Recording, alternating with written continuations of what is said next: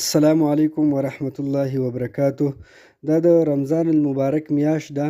د ډیرو خلکو په ذهن کې دا سوال وي چې آیا په رمضان المبارک کې د خپلې بیبي نه فایده اخیستل دا جایز دي او که نه دي جایز؟ په کومو صورتونو کې د بیبي نه حاجت پوره کول حرام دي او په کومو صورتونو کې د خپلې بیبي نه حاجت پوره کول جایز دي؟ ټول تفصیل انشاءالله په دې ویډیو کې موجود دی.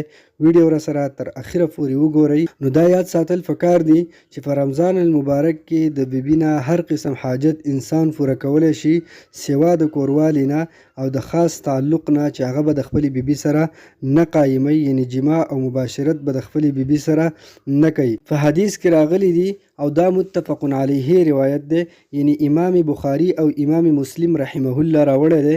کان رسول الله صلی الله علیه وسلم یقبل وهو صائم ويباشر وهو صائم. و رسول الله صلی الله علیه وسلم چې بیبیانې به ښکلولي وهو صائم او هغه په حالت د روژه کې و، ویباشر او خپل بدن به لګاو د بیبي د بدن سره وهو صائم او هغه په حالت د روژه کې و، یعنی د روژې په حالت کې خپلې بیبیانې د الله پیغمبر هغه ښکل کړي دي او د خپلې بیبیانو سره خپل بدن لګولی دی. نو د دې حدیث نه دا معلومه شوه که یو انسان په روژې په حالت کې د خپلې بیبي نه فایده اخلي، مطلب هغه ښکلی یا د هغې سره یو ځای سملي، نو شرعاً دا ممنوع نه دي بلکې دا د نبي صلی الله علیه وسلم عمل و. او چې څوک یې د سنت طریقې په نیت باندې کوي نو الله رب العالمین به په دې باندې اجر هم دې انسان ته ورکوي. امام مسلم دا حدیث په مختلفو الفاظو سره راوړی دی.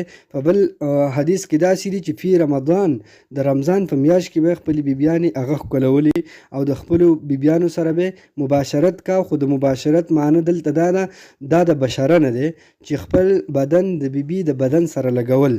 دلته بله معنی نه ده مراد کوروالی، ځکه د نورو دلایلو نه داسې معلومیږي چې د روژې په حالت کې کوروالی هغه حرام دی. د بیبي سره یو ځای سملاستل دا بالکل په روژه کې روا دي، جایز کار دی سوا د کوروالي نه. که په روژه کې چا کوروالی وکړو نو کوروالی حرام دی، په دې سره روژه ماتیږي. انسان به د روژې په حالت کې د کوروالي نه ځان ساتي. او په دقه حدیث کې وروسته دا راغلی دي ولکنه املککم لاربه. د دې مطلب دا دی چې نبی صلی الله علیه وسلم هغه به خپل حاجت په کنټرول کې ساتو.